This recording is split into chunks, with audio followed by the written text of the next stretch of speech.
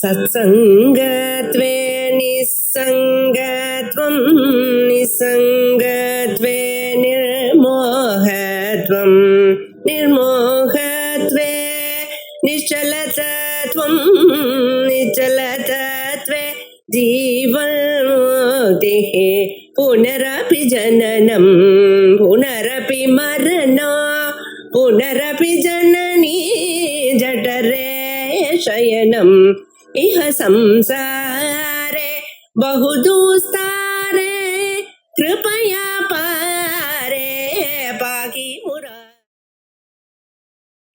प्रज्ञानाशु प्रदानै स्थिरचरनिकर व्यापिभिर्व्याप्य लोकान् उक्त्वा भोगान् सविष्टान् पुनरपि तिषणोद्भासितान् कामजन्यान् पीत्वा सर्वान् विशेषान् स्वपिति मधुरभुं मायया भोजयन्नः मायासङ्ख्या तुरीयं परममृतमजं ब्रह्म यत्तन्नतोऽस्मि यो विश्वात्मा विदिज विषयान् प्राश्य भोगान् सविष्ठान् पश्चाच्चान्यान् स्वमति विभवान् ज्योतिषा स्वेन सूक्ष्मान् सर्वानेतान् पुनरपि शनैः स्वात्मनि स्थापयित्वा हित्वा सर्वान् विशेषान् विगत गुणगण पात्वसौ नस्तुरीयः।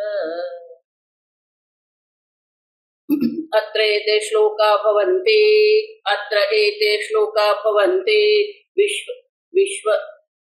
विश्वस्यात्वविवक्षाय आदिसामान्यमुत्कुटं मात्रा संप्रतिपत्तौ स्यात् आप्तिसामान्यमेव च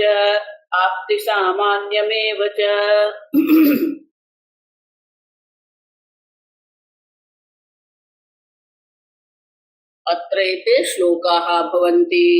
शंकराचार्य जी कहते गौड़पादाचार्य जी आ प्रकारे આપણે જે મંત્રો જોયા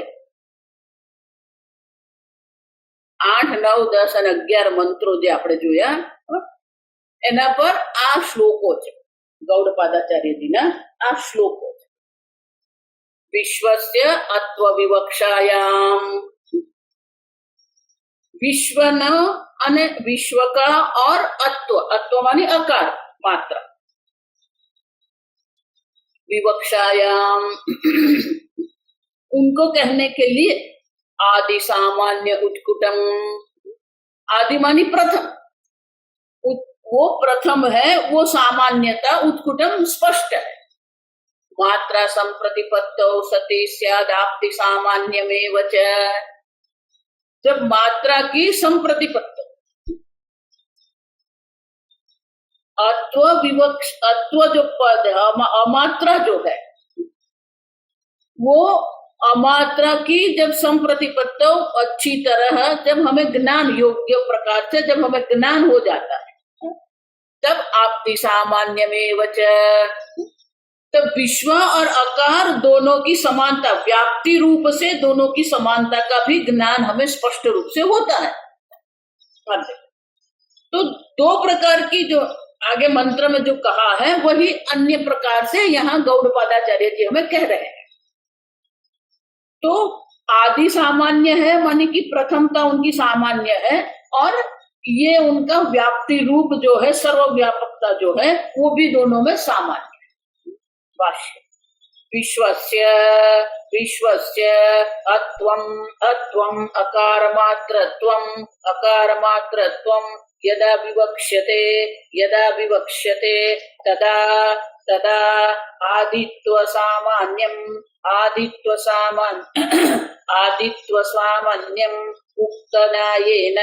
उक्तन्यायेन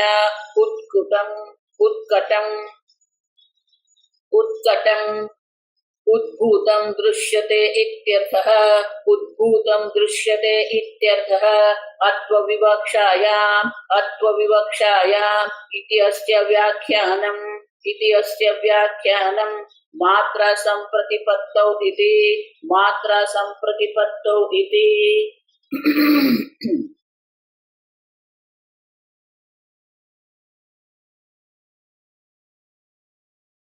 पादानाम मात्राणाम मात्राणाम पादान। आप सुनो, ये दोनों का ऐक्य जो है श्रुति माता ने हमें दर्शाया। श्रुति उपन्यस्तम तत्र श्रुति अर्थ विवरणा रूपम। वही श्रुति के अर्थ को स्पष्ट करने के लिए ये जो कहा गया है, प्रथम पादस्य पत्र प्रथम मात्रायाः अभेदयोः, विश्वस्य माने की प्रथम पाद जो है उनका अत्व माने की प्रथम मात्रा के साथ एकता जो है, विश्वस्य अत्वम अकार मात्रत्वम यदा विवक्ष्यते, तो दोनों के ऐक्य कहने की विवक्षा है। तदा तदा आदित्व सामान्यम उक्त न्यायेन उत्कुटम उद्भूतम दृश्यते इत्यर्थः। वो स्पष्ट रूप से हमें दिखता है कि विश्व जो है वो प्रथम पाद है, अकार प्रथम मात्रा है, और इसलिए दोनों में सामान्य होने से एकत्व सिद्ध है। उत्कुटम माने वो देख रहा है, स्पष्ट है। अत्व विवक्षायाम इति अस्य व्याख्यानम। अत्र विवक्षायाम माने की उनकी हम व्याख्या करते हैं, विवक्षायाम माने की हम व्याख्या उनकी करते हैं। क्यों? मात्रा संप्रतिपत्तौ इति। अत्व का जो है, आप समझो,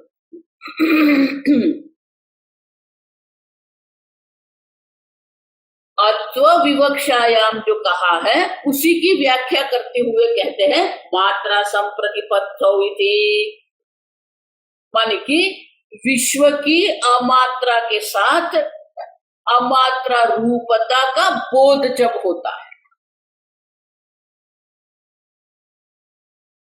तो बोध जब हमें होता है तब ये भी स्पष्ट हो जाता है। क्या स्पष्ट होता है? कि दोनों में व्यापकता एक समान है। तो पहले प्रथम है ये सामान्य हो गया, बाद में जब हमें मात्रा के बारे में समझ आती है, मात्रा अमात्रा क्या है वो समझते हैं हम। जैसे अकार जो है सर्ववाणी में व्याप्त है, उसी प्रकार से ये जो विश्व जो है ये स्थूल जगत में व्याप्त है। तो इसीलिए शंकराचार्य भाष्य विश्वस्य अकार मात्रत्वम, विश्वस्य अकार मात्रत्वम यदा संप्रतिपद्यते इत्यर्थः आप्ति सामान्यमेव च उत्कटम इति अनुवर्तते च शब्दात्। विश्वस्य अकार मात्रत्वम यदा संप्रतिपद्यते, जब विश्व का अकार मात्र रूपता का जब ज्ञान हो जाता है, तदा आप्ति सामान्यमेव च उत्कुटम। शंकराचार्य कहते हैं उत्कुट शब्द जो है वो पहली पंक्ति में जो यहाँ भी लाना पड़ेगा। अनुवर्तते माने कि यहाँ भी उनको प्रयोग करना है। तो जिस प्रकार से आदित्व जो है वो सामान्य है, वो स्पष्ट होता है, उसी प्रकार से जब विश्व का आकार मात्र रूपता का ज्ञान होता है तब ये आपती सामान्य जो है वो भी हमें स्पष्ट हो जाती है। तो आपती मानी सर्वव्यापक है। अब समझे, आप जो विश्व है वो सर्वव्यापी विराट है। अगर वो समझ में नहीं आ रहा है तो अकार मात्रा में हम ये अकार मात्रा में अध्यारोप करके हम ये चिंतन करते हैं।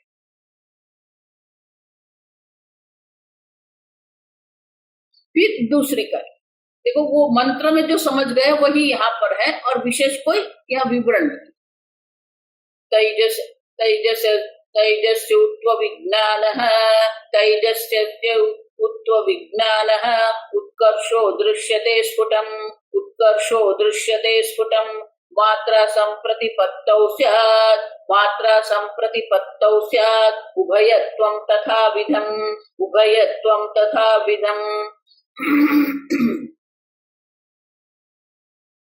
तैजसस्य तैजसस्य उत्त्वविज्ञानः उत्त्वविज्ञानः उकारत्वविवक्षायाम् उत्कर्षः उत्कर्षः दृश्यते स्फुटं स्पष्टमित्यर्थः दृश्यते स्फुटं स्पष्टमित्यर्थः उभयत्वं च स्फुटमेव इति उभयत्वं च स्फुटम् एव इति पूर्ववत् सर्वम्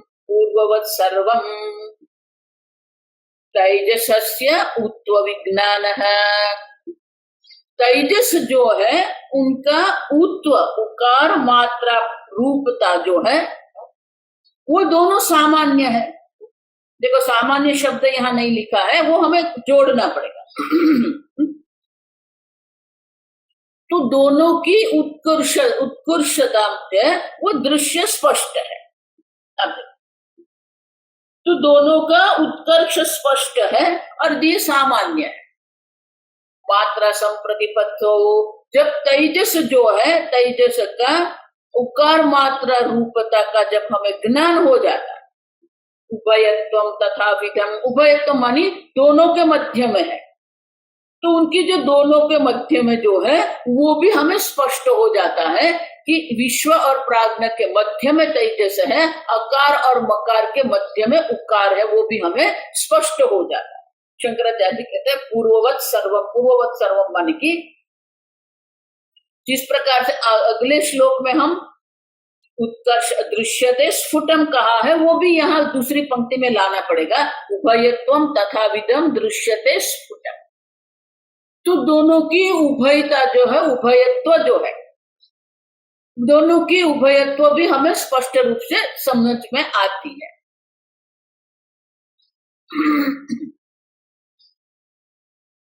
मकार भावे प्राज्ञस्य मान सामान्य उत्कटम मात्रा संप्रतिपत्तौ तु लय सामान्यमेव च मकार भावे प्राज्ञस्य, प्राज्ञ का मकार मात्र रूपता जो है दोनों में सामान्य क्या है, मानवीयते, हम देखे थे मीते है अपिते है, तो दोनों नापते हैं माने कि अपने अंदर समाहित करते, वो दोनों में सामान्य है। और मात्रा संप्रतिपत्तौ तु शंकराचार्य जी यहाँ कुछ विशेष कहते नहीं भाष्य पर। मकारत्वे प्राज्ञस्य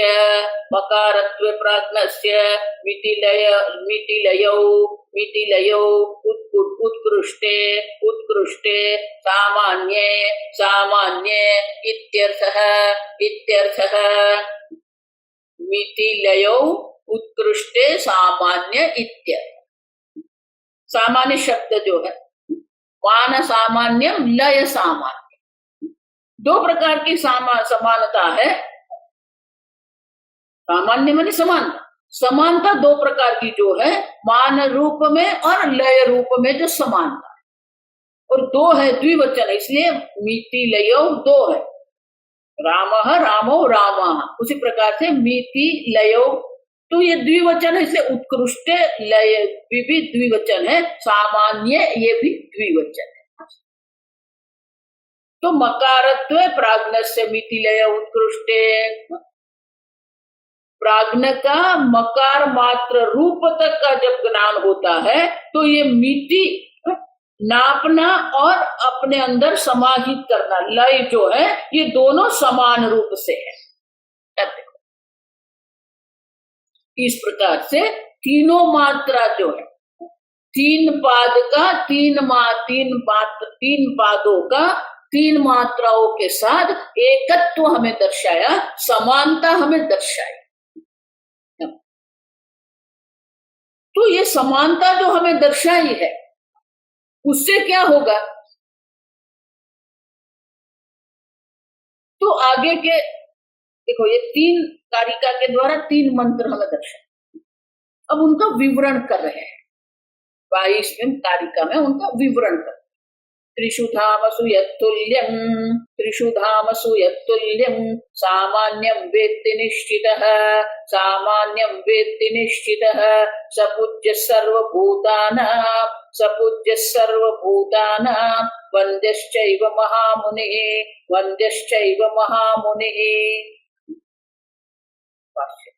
यथोक्त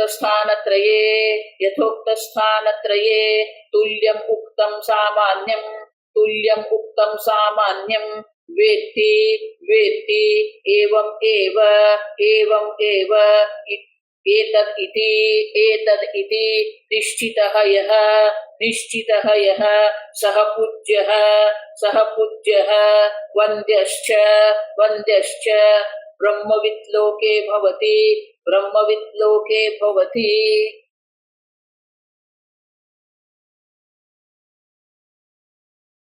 वो सामान्यता का जो ज्ञान है, विश्वादीनाम अकारादीनाम च यत्तुल्यं सामान्यम उक्तम तत् विज्ञानम स्तौति।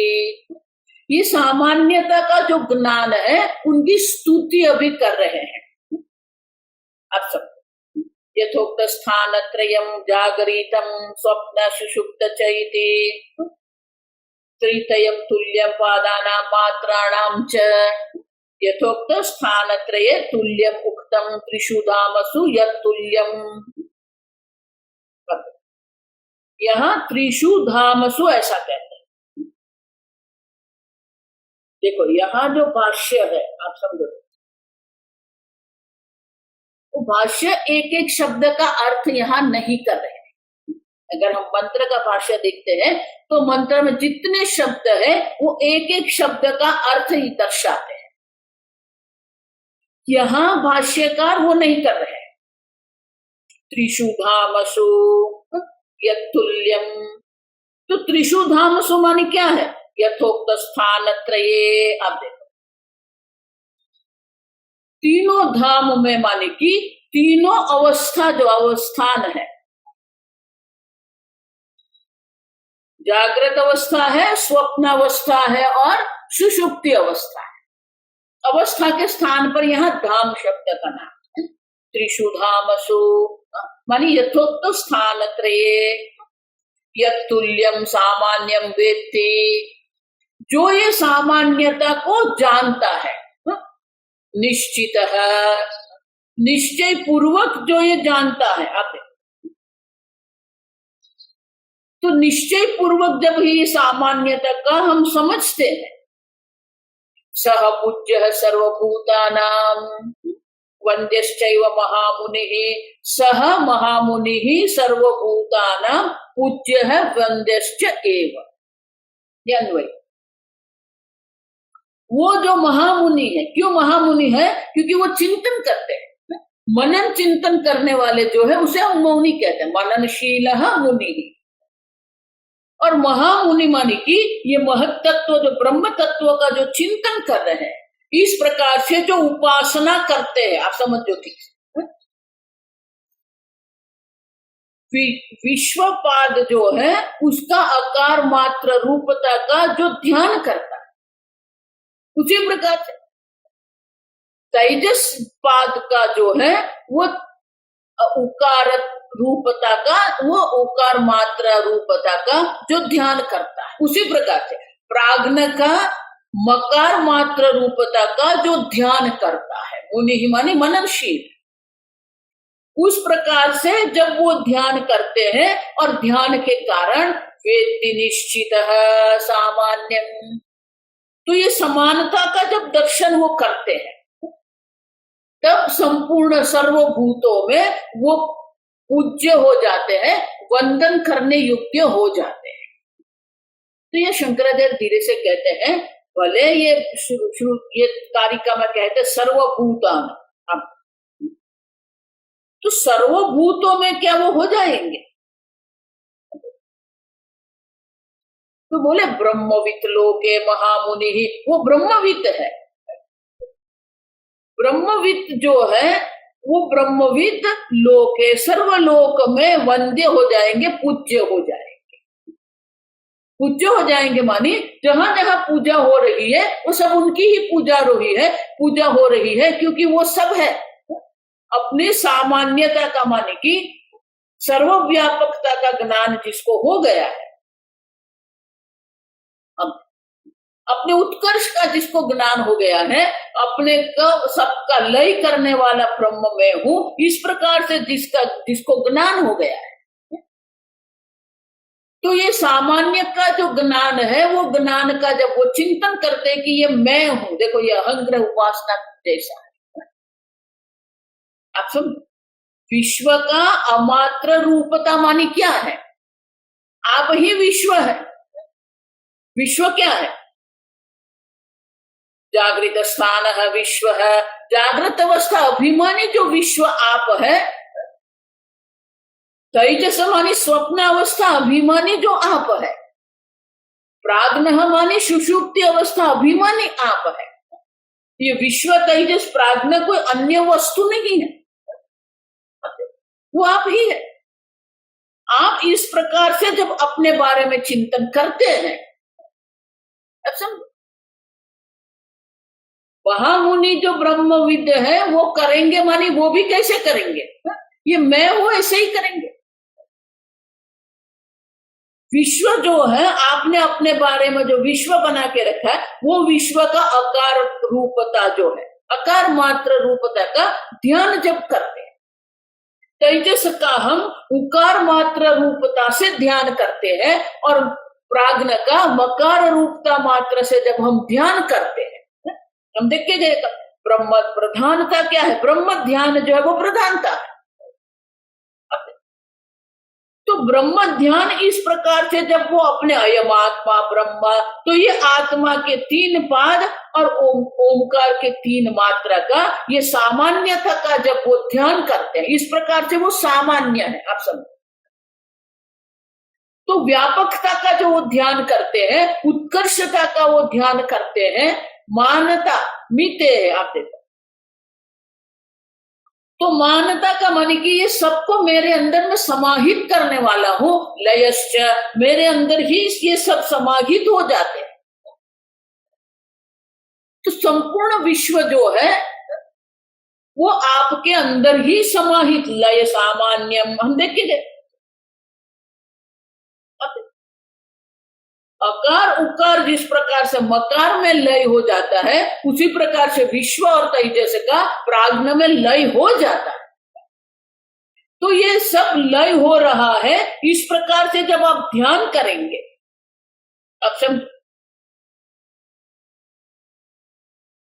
तो वो जो ब्रह्मविद जो अपने को जो ब्रह्म स्वरूप जानता है, महामुनि जो है, वो सबके लिए पूज्य वंद्य हो जाएंगे। स्वामी जी हमेशा कहते हैं कि आपको कहीं से वो मान का मांगने की, सम्मान की मांगने की इच्छा नहीं है, वो अपने आप मिलता है। लोग आपका सम्मान करेंगे अगर आपके अंदर वो ज्ञान है, आपके अंदर वो भक्ति है, आपके अंदर वो निश्चय है। हमेशा स्वामी जी कहते थे हमें, don't demand the respect, you earn the respect. आपका व्यक्तित्व ऐसा है कि लोग आपका सम्मान करेंगे, आपका व्यवहार ऐसा है, आपका व्यक्तित्व ऐसा, आपकी वाणी ऐसी है कि लोग आपका सम्मान करेंगे। और जिसको ये ब्रह्म ज्ञान होता है, जो ये सामान्यता का जो ज्ञान जिसको हो जाता है, देखो अभी तो सामान्यता का ही ज्ञान हुआ है, आप समझो ठीक से ही, अभी पूर्णतः ब्रह्म ज्ञान तो हुआ ही नहीं है। लेकिन जो ये सामान्यता का ध्यान करते हैं, अपने अंदर ही सबको समाहित हुए देखते हैं, वो भी ये जगत पे पूज्य हो जाते हैं। सब लोग उनका सम्मान करेंगे, अब मांगना नहीं पड़ेगा सम्मान आपको। आप इस प्रकार से चिंतन करेंगे आपके बारे में, आप जो है, मैं विश्व नहीं हूं, मैं सर्वव्यापी हूं, मैं एक शरीर में नहीं हूं, मैं सर्वव्यापी। आप उसी प्रकार तेजस में जो उकार मात्र रूपता का हम दर्शन करते हैं, स्पष्ट रूप से समझते हैं और उस प्रकार से ध्यान करते हैं, उत्कर्ष है। उसी प्रकार प्राज्ञा और मकार मात्र रूपता में लय सामान्य जो है, मिति सामान्य, सबको जानने वाले, सबको परिचिन्न करने वाले आप है, सब आप में ही समाहित हो जाते हैं, आप से ही उत्पन्न होते हैं। प्रवेश निर्गमाभ्याम हमने देखा। इस प्रकार से जब अपने बारे में आप चिंतन करते हैं कि सबका कारण आप है, सब आप में ही समाहित होते हैं, सब आप से ही उत्पन्न होते हैं, अब चिंतन करो अपने बारे में, तो सहज रूप से आपको ये सम्मान की प्राप्ति हो ही जाएगी। अब लोग ऐसा डिमांड नहीं करना पड़ेगा, प्रणाम करो, नहीं, प्रणाम करेंगे आपको, अब क्योंकि आपका व्यक्तित्व, आपका चिंतन है, जैसा आपका चिंतन रहेगा उसी प्रकार से आपके साथ लोग व्यवहार करेंगे। आप समझना ये ठीक से, आपका चिंतन ही नकारात्मक है, आपका चिंतन ही दोषयुक्त है। तो जब आपका मन ही दोषाकार हुआ है, आपका मन ही क्रोधाकार हुआ है, तो सामने वाले आपको क्या करेंगे? ये जगत तो गुण और दोषों से भरा हुआ ही है, लेकिन हमारी दृष्टि हमें कहाँ करनी है, वो हमारे हाथ में। गुणग्राही साधु हो। अब साधु किसको कहते हैं? ये कपड़े पहनने से, तिलक करने से कोई साधु नहीं बनता है। गुणग्राही, आप देखो, अच्छा, आपका चिंतन जितना गुण युक्त होगा, आपका चिंतन जितना व्यापक होगा, उतना ही आपका व्यक्तित्व होगा। अच्छा, आप अल्पता में बैठे हैं, आप दोष चिंतन कर रहे हैं, तो आपका व्यक्तित्व भी अल्प है, आपका व्यक्तित्व में वही अभिव्यक्त होगा। आप चिंतन क्या करते हैं? आपका मन क्या है? आपका वैचारिक जगत कैसा है? महत्व का है। बाह्य जगत में क्या है? कुछ दो है, दो नहीं है, कोई संबंध नहीं। आप समझे, किसी के पास दो ज्यादा है, किसी के पास जो अधिक है, किसी के पास दो कम है, लेकिन आंतरिक जगत आपका कैसा है? आंतरिक जगत आपका जितना प्रसन्न रहेगा, व्यापक रहेगा, उतने ही आप वंदनीय पूजनीय हो जाएंगे। जो मैं बार बार कहती हूं, बाह्य जगत बदलने से कुछ नहीं होता है, आपका वैचारिक जगत बदलना पड़ेगा। आप अपने बारे में कैसे चिंतन करते हैं? मैं विश्व हूं जो विराट है, सप्तांग हम देख के गए, तो आप सोचो आपके बारे में कि मैं वो विश्व हूं जो सर्वव्यापक है, वो मैं वो तेजस हूं जो हिरण्य गर्भ से एकत्व है मेरा, मैं वो प्राज्ञ हूं जिसका ईश्वर के साथ एकत्व है, मैं जब संपूर्ण जगत का कारण हूं।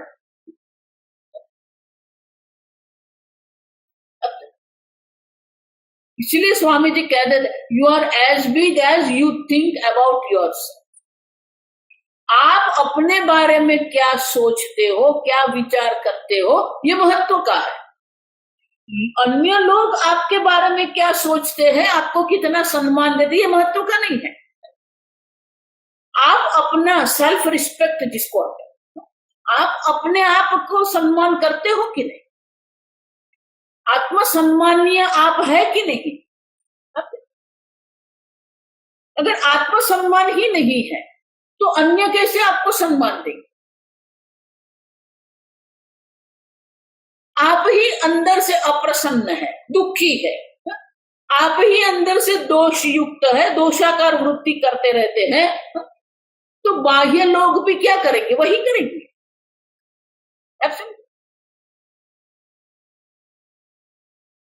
एक बार एक व्यक्ति मेरे पास आया, बोले स्वामी जी लोग मेरे साथ ऐसा करते हैं। मैंने कहा ये आपकी सोच है, आपकी जैसी सोच होगी वैसे ही सामने वाला आपके साथ व्यवहार करे, आपका आपके व्यक्तित्व में वो अभिव्यक्त होगा। आप समझ रहे हो मैं क्या कह रही हूं? आप अंदर से अप्रसन्न दुखी है तो आपका दुख आपके व्यक्तित्व में, आपकी आंखों में, आपके व्यवहार में प्रकट होगा। आप अंदर से असंतुष्ट है तो वो संतोष आपके व्यक्तित्व में अभिव्यक्त होने वाला ही है। और इसलिए कहते हैं सामान्यम यह वेत्ति निश्चितः वेत्ति। ये सामान्यता जो निश्चय पूर्वक जो जानता है वो अपने बारे में इस प्रकार से जब सोचता है तो वो अवश्य सम्मानीय हो जाएंगे, अवश्य वंदनीय हो ही जाएंगे। मैंने कहा ना कि ये सब अवान्तर फल है, मुख्य फल नहीं है, ये सहजता से हो जाता है। स्वामी जी सबके लिए सम्मान्य होने के लिए आज से मैं ऐसा ध्यान करूं, नहीं, ये मुख्य फल नहीं है, आप समझो, ये अवान्तर फल है। आप अपने आप का सम्मान करेंगे, आप अपनी व्यापकता का चिंतन करेंगे, आप देखेंगे आप सबका कारण है, जिसमें ये सबका लय होता है, ये संपूर्ण जगत आपसे ही उत्पन्न होता है।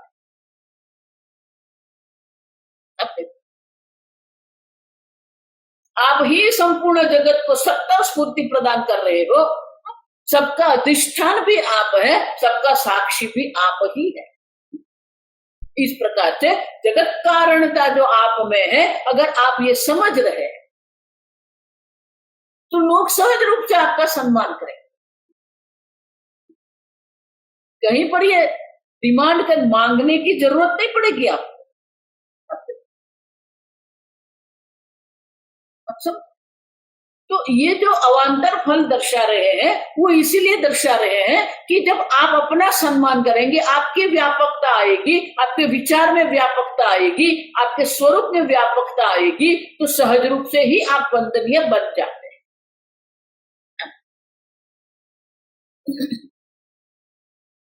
तो बोले वो तो ठीक है, ये अकार है, उकार है, मकार है, ये 3 मात्रा है। तो बोले इससे क्या होता है? तो आगे के कारिका में कहते हैं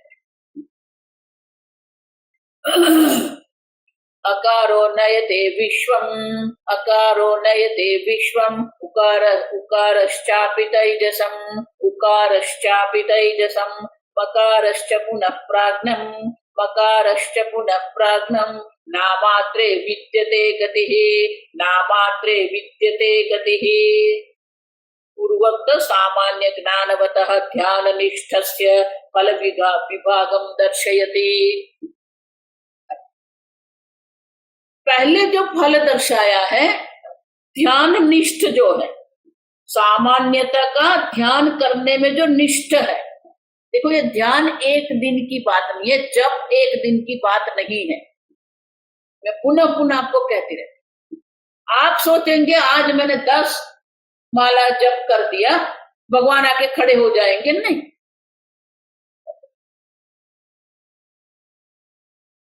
आप जब करते रहो, दीर्घ काल पर्यंत हमें करना है। जो भी साधना आप कर रहे हैं वो साधना आप दीर्घ काल पर्यंत करो। एक दिन 2 दिन की बात ही नहीं है ये। भले यहाँ हम कारिका में देख रहे हैं, लेकिन वो तो हमें समझाने के लिए है, इसका अर्थ ये नहीं है। और इसलिए कहते हैं, आनंद गिरी महाराज कहते हैं, ज्ञानवतः ध्यान निष्ठ, सामान्य ज्ञानवतः ध्यान निष्ठस्य फल विभागम दर्शयति। ध्यान निष्ठ माने क्या है? विश्व का आकार मात्र रूपता का, मानी कि वो व्यापकता का जो ध्यान करता है, ध्यान निष्ठ है। तो पहले हम ये ध्यान करेंगे, फिर वो दीर्घ काल पर्यंत तेजस जो है उनके उकार मात्रता का ध्यान हम करेंगे। उसी प्रकार से प्राज्ञ का मकार रूपता जो है, मानी उनके जो मान सबका कार्य कारण रूपता का हम ध्यान करें। तो पहले एक सामान्य अवान्तर फल दर्शा दिया। इस प्रकार से जो सामान्यता का ज्ञान जिसको होता है वो जगत में सम्मान्य हो जाता है, वो पूज्य हो जाता है, वंद्य हो जाता है। ये सामान्य एक फल है। लेकिन एक एक का फल क्या है, और इसलिए कहते हैं फल विभागम दर्शयति। एक एक ध्यान का क्या फल है वो अभी यहां दर्शाते हैं। भाष्य यथोक्तैः सामान्यैः यथोक्तैः सामान्यैः आत्मपदानां मात्राभिः सह एकत्वं कृत्वा यथोक्त ओंकारं प्रतिपद्य यो ध्यायति तम अकारः नयते विश्वं प्रापयति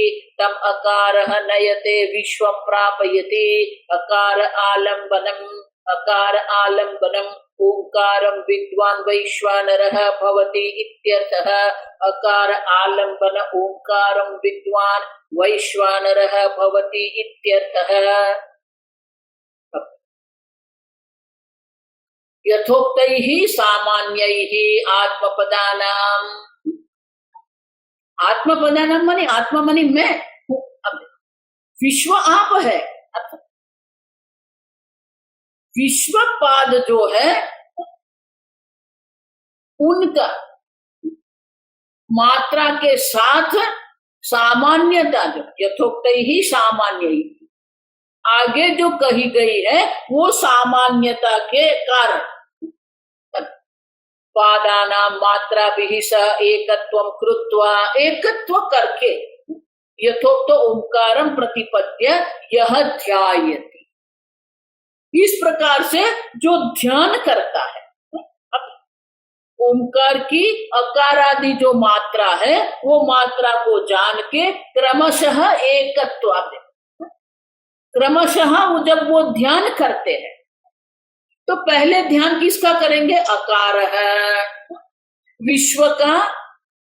विश्वपाद का अकार मात्रा से सामान्यता का वो जब ध्यान करते हैं।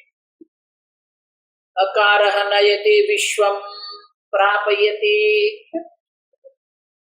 अकार मात्रा जो है उसे विश्व की प्राप्ति करवाता है। अच्छा, अकारः नयति मान क्या है? अकार उनको प्राप्त करवाता। तो बोले उनका अर्थ क्या हुआ? अकार आलंबनम ओंकारम विद्वान, अकार का आलंबन, ओंकार का जो अकार है वो अकार का आलंबन लेकर वो ओंकार का जब ध्यान करता है तब वैश्वानरः भवति इत्यर्थः। तो वो सर्वव्यापी वैश्वानर विराट स्वरूप बन जाता है, माने कि वो अपने आप को विराट समझता है। उसी प्रकार तथा उकारस्तैजसम मकारश्चापि पुनः प्राज्ञं च शब्दात् नयते इति अनुवर्तते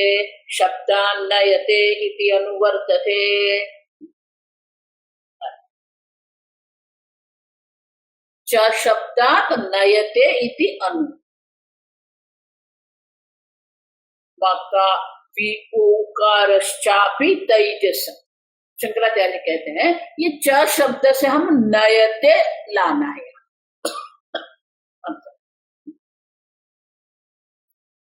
मकारश्च च शब्द से हमें यहाँ नयते शब्द लाना है, अनुवर्त। तो अकारः नयते विश्व। तो यहाँ आनंदगिरी महाराज बहुत सुंदर लिखते हैं, आप समझे। यत्र तु पादानां मात्राणां च विभागः नास्ति तस्मिन् ओंकारे त्रुयात्मनि व्यवस्थितस्य।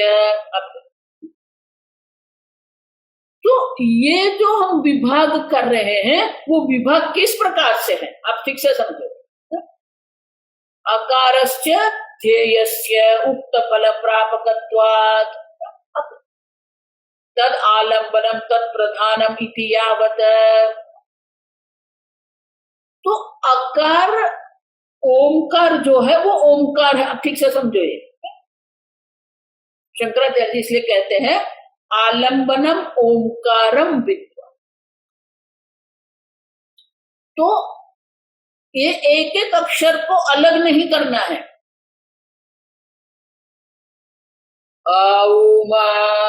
ऐसा नहीं करना है।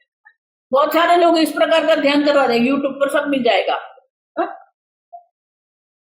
मैं ओमकार का ध्यान करता हूं, कैसे?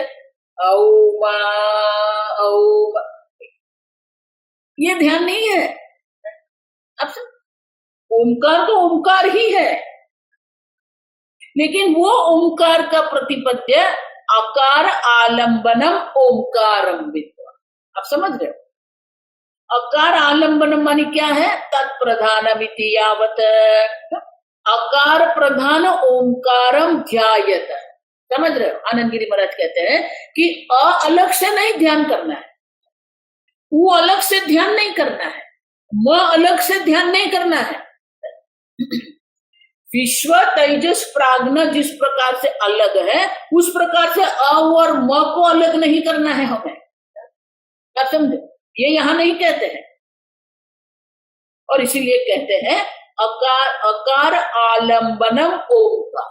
शंकराचार्य कहते हैं कि अकार आलम्बनम ओमकार मानी क्या है?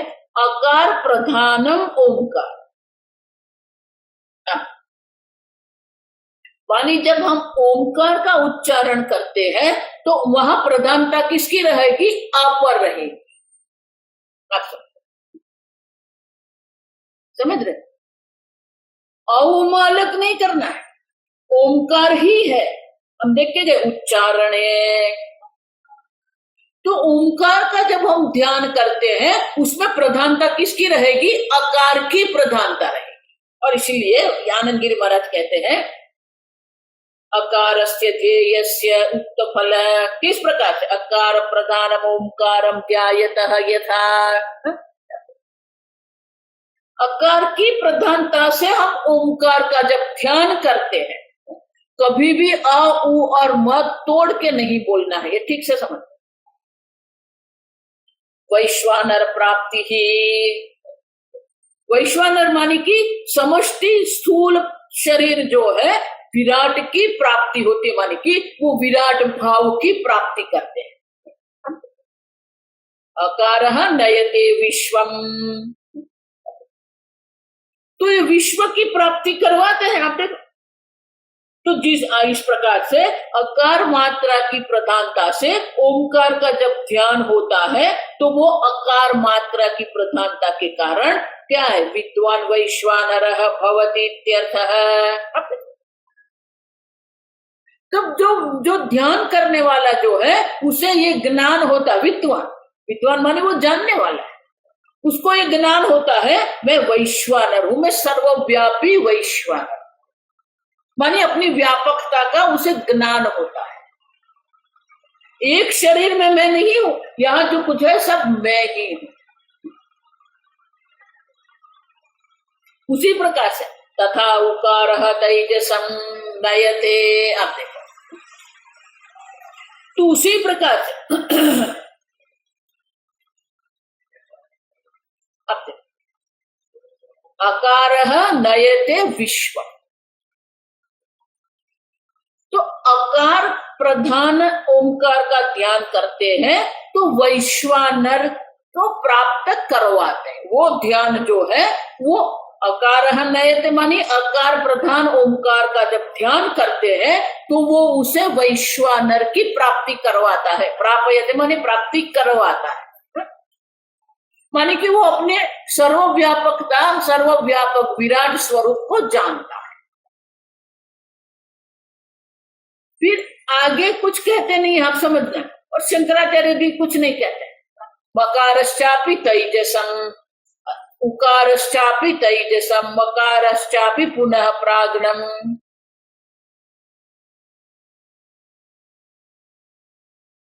उकारः तैजसं नयते, मकारः प्राज्ञम् नयते।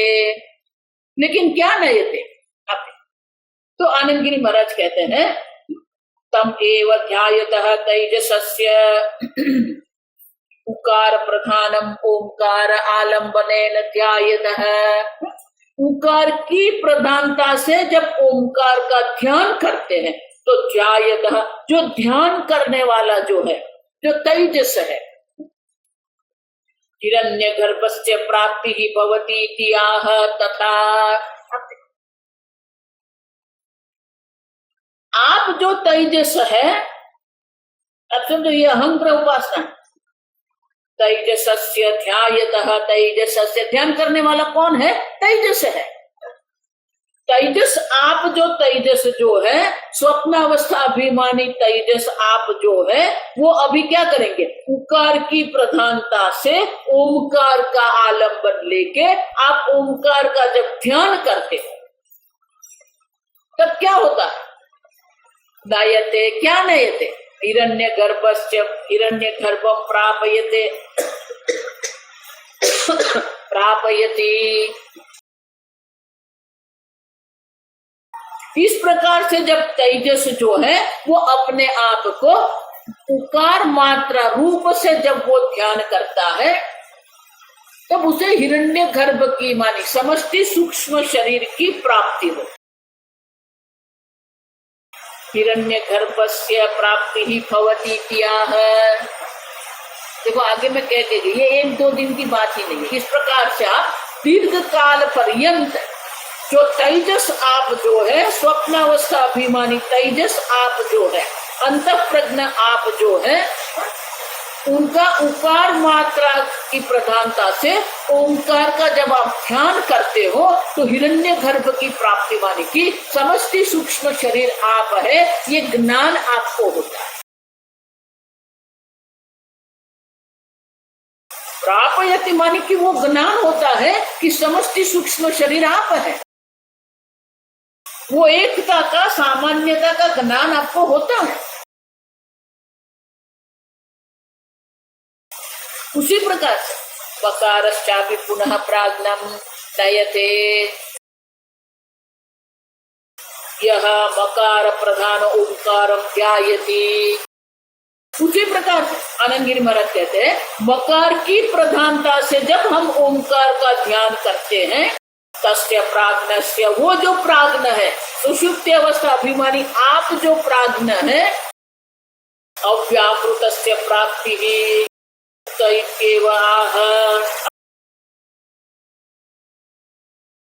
तो वो आप जो अव्याकृत है, सर्व के कारण रूपता का आपको ज्ञान होगा। ये सर्व का कारण मैं, अव्याकृत आप है। तो विश्व जब इस प्रकार से ध्यान करेगा, अकार मात्रा की प्रधानता से ओंकार का ध्यान करता है तो उसे ज्ञान होता है मैं विराट स्वरूप हूँ। तेजस जब उकार मात्रा की प्रधानता से ओंकार का ध्यान करता है तो उसे हिरण्यगर्भ की प्राप्ति होती है। और मकार मानी प्राज्ञ, प्राज्ञ जब मकार मात्रा की प्रधानता से ओंकार का ध्यान जब वो करता है तो उसे अव्याकृत की प्राप्ति होती, माने कि सर्व का कारण मैं हूँ, ये ज्ञान उसे होता। ये फल दर्शाए, आप समझो क्यों? ध्यान कर्म है, ध्यान मानस कर्म है और मानस कर्म होने के कारण उनके फल दर्शा। उनको वैश्वानर की प्राप्ति होती है, हिरण्यगर्भ की प्राप्ति होती है, अव्याकृत की प्राप्ति होती है। तो चौथी पंक्ति में कारिका में कहते हैं, गौड़पादाचार्य जी कहते हैं नामात्रे विद्यते गतिः। तो 2 स्थान पर आप समझे, अकारः नयते विश्वम जो कहते हैं वो नयते शब्द कहाँ आएगा? वकारश्चापि तेजसं नयते हिरण्यगर्भे, उकारश्चापि तेजसं नयते हिरण्यगर्भे, वकारश्चापि प्राज्ञं नयते अव्याकृते। तो नयते शब्द जो है वो 2 स्थान पर आएंगे। आप समझो, अनुवर्तन शंकराचार्य कहते हैं ना, 4 शब्द के द्वारा ये नयते जो है वो क्रियापद का अनुवर्तन हमें यहाँ करना पड़ेगा। तो दो स्थान पर नए से आएगा। आप समझो, तो ये नए से माने कि उनको ये प्राप्ति होती है, माने उनकी गति है, कर्मफल है वहां। लेकिन चौथे पाद में गौड़पादाचार्य जी कहते हैं न अमात्रे विद्यते गति ही, अमात्र में कोई गति नहीं है, कोई कर्मफल नहीं है, वो ज्ञान मात्र है। और इसीलिए शंकराचार्य जी उसके ऊपर भाष्य, क्षीणे तू मकारे बीज भाव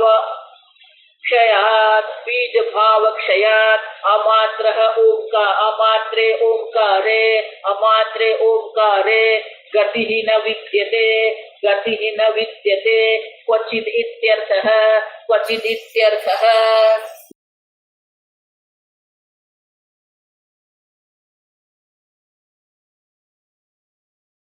क्षीणे तु मकारे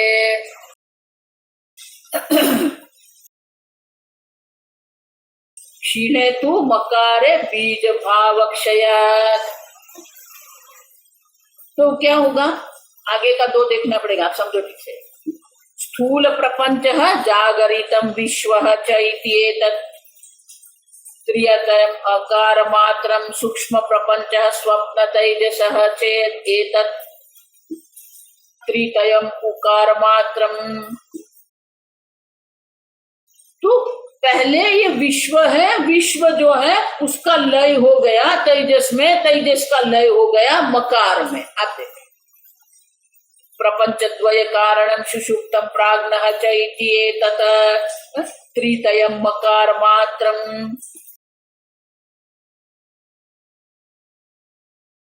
तो पहले जो है स्थूल प्रपंच जागृतम विश्व है, व्यापकता संपूर्ण स्थूल जगत मैं हूं। उसी प्रकार से सूक्ष्म प्रपंच है, आप देखो, और दोनों का प्रपंच द्वय कारणम सुषुप्तम प्राज्ञः चैति एतत् त्रितयम मकार मात्रम तत्रापि पूर्वम उत्तर भावम आपद्यते। अकार मात्रा के रूप में मानी कि वैश्वानर के रूप में जब ये विश्व चिंतन करता है तो उसे वैश्वानर की प्राप्ति होती है। अब वो जो है उनका लय कहाँ करेंगे हम, सूक्ष्म प्रपंचे। तो विश्व का लय तेजस में हो जाता है, और तेजस जो है उकार मात्रा रूप तेजस मानी उकार मात्रा की प्रधानता से जब वो ओंकार का चिंतन करता है तो स्थूल प्रपंच जो है सूक्ष्म प्रपंच में समाहित हो जाता है और उसे हिरण्यगर्भ की प्राप्ति। अब वो जो उकार मात्र प्रधान ओंकार का ध्यान करते करते जब उसका भी मकार मात्रा में लय कर देता है, पूर्वम उत्तर भावम आपत्य। अब वहां से वो मकार मात्रा प्रधानता से ओंकार का जब वो ध्यान करता है तो ये दोनों प्रपंच द्वय जो है स्थूल प्रपंच सूक्ष्म प्रपंच दोनों जो है अव्याकृत अवस्था प्राप्त कर ले। तो वो दोनों प्रपंच का जो कारण जो सुषुप्तम है, सुषुप्त अवस्था अभिमानी जो प्राज्ञ है, वो प्राज्ञ में ये दोनों समाहित हो जाते हैं। विराट और हिरण्यगर्भ जो है वो ईश्वर में समाहित हो जाते हैं। अब वो जो मकार है, अभी भाष्य, क्षीणे तु मकारे बीज भाव क्षयात्। अब ये मकार जो है वो अंतिम नहीं है, मैंने आगे कह दिया ये अंतिम नहीं है। वो मकार का भी जब क्षीणे च मकार, वो मकार भी जब अमात्रा में समाहित हो जाता है, मानी क्या है, बीज भाव क्षयात्। बीज भाव कारण भाव भी नहीं रहता है। जब तक स्थूल सूक्ष्म प्रपंच है तब तक ये प्राज्ञ का सर्व का कारण भाव रहेगा। अब ये रहा ही नहीं है, भाव भी नहीं रहे। जब तक घड़ा है तब हम कहेंगे मिट्टी कारण,